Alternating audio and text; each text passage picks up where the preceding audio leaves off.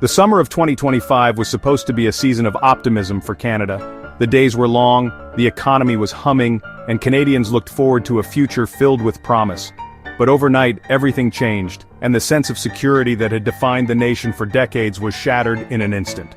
Without warning, Washington imposed a sudden 35% tariff on nearly all Canadian exports, shattering decades of trust and cooperation between the two countries. The announcement sent shockwaves through every sector of the Canadian economy, from manufacturing to agriculture, and left business leaders scrambling for answers. The news hit like a thunderclap, freezing supply chains and halting trucks at the border. Within hours, highways leading south were clogged with idling vehicles, and warehouses filled with goods destined for American shelves sat in limbo.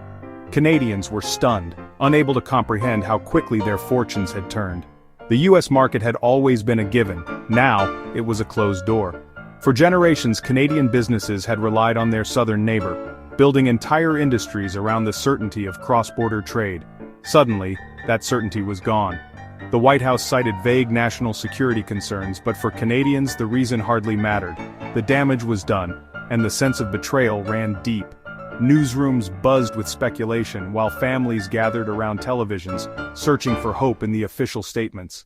Orders were cancelled, contracts voided, and anxiety swept the nation. Factories slowed to a crawl, and office phones rang with worried clients. The ripple effects reached every corner of the country, from bustling cities to quiet rural towns. The tariff exposed a harsh truth. Canada's deep economic dependence on the U.S. was now a catastrophic weakness. Economists warned of a looming recession, and the Canadian dollar tumbled as investors lost confidence. Over 75% of exports had gone south.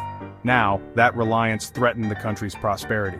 Idle trains and empty docks became symbols of a nation suddenly cut off from its lifeblood. The comfortable assumptions of the past were gone. Canadians everywhere were forced to confront a new reality, one where old alliances could no longer be taken for granted. Canada stood at the edge of a precipice, forced to confront an uncertain future. The choices made in the coming days would shape the nation for generations. The nation was isolated, its most important relationship suddenly its greatest liability. As the shockwave settled, Canadians braced themselves for the difficult road ahead, determined to find resilience in the face of adversity. The economic fallout was immediate and brutal. Almost overnight, the hum of industry was replaced by an eerie silence. Businesses that had thrived for decades suddenly found themselves unable to keep their doors open, and workers who had always felt secure were left facing an uncertain future. Manufacturing in Ontario and Quebec collapsed within weeks, factories shuttered, jobs vanished, and entire towns were thrown into crisis. The ripple effects were felt everywhere. Local diners, hardware stores, and schools all struggled as their communities lost their lifeblood. The pain spread, sawmills in BC fell silent, prairie grain sat unsold, and the agricultural heartland watched as markets dried up. Rural families already stretched thin, now faced even greater hardship as their livelihoods slipped away, and Toronto's financial sector reeled. Investors panicked, markets tumbled, and the sense of stability that once defined Canada's largest city began to crumble. Families faced impossible choices as savings evaporated and the cost of living soared. Parents worried about putting food on the table, while children sensed the tension in every whispered conversation. Dreams of homeownership and retirement faded. The crisis was no longer abstract, it was personal. People packed up their lives, forced to leave behind homes and communities they loved, unsure of what the future would bring. Across Canada, the economic engine sputtered, and the middle class felt the ground shift beneath their feet. The sense of security that had defined a generation was suddenly gone, replaced by anxiety and doubt. The tariff had become a national emergency, reshaping lives from coast to coast. No community was untouched, and every Canadian was forced to confront a new reality, one where the future was uncertain, and resilience would be tested like never before.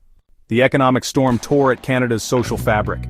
Main streets emptied as local businesses failed, leaving communities hollowed out. Families were forced to leave their hometowns in search of work. Schools and community centers struggled to survive. Anxiety and resentment grew, shaking Canadians' faith in fairness and stability. Regional tensions flared as provinces demanded different forms of support, fracturing national unity. The crisis exposed deep vulnerabilities, turning an external threat into an internal one. The bonds holding Canada together were fraying under the strain. In Ottawa, Prime Minister Mark Carney's government faced a crisis unlike any before. Diplomatic efforts in Washington failed. The U.S. was unmoved. Emergency aid packages offered little relief against the scale of devastation. The government realized its old playbook, relying on the U.S., was obsolete. Secret discussions began. Should Canada pivot away from North America and seek new alliances? The choice was stark: cling to hope for U.S. change, or risk everything on a new path. The nation's future hung in the balance, with no easy answers. Canada was forced to consider a radical redefinition of its place in the world. Amid mounting desperation and economic uncertainty, a bold and unexpected idea began to take shape within Canada's political circles.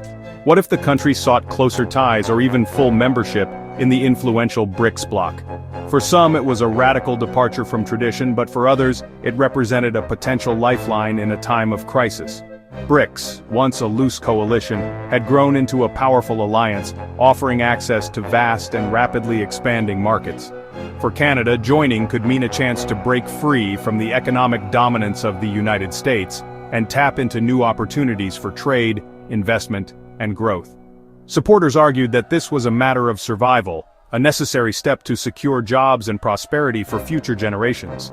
But critics were quick to warn that such a move would mean aligning with authoritarian regimes, potentially undermining Canada's democratic values and international reputation. The debate raged in Parliament, in town halls, and across dinner tables. Was Canada simply a North American nation bound to its traditional allies, or was it a truly global actor, free to chart its own independent destiny in a changing world? For many, the prospect of joining BRICS offered hope of reviving a struggling economy and restoring lost industries. Yet, the question lingered: at what moral and ethical cost would this revival come? Remaining loyal to the United States, Canada's historic partner, risked a future of permanent economic decline and missed opportunities as the world's balance of power shifted elsewhere. The nation found itself deeply divided, torn between the promise of renewed prosperity and the enduring importance of principle and values.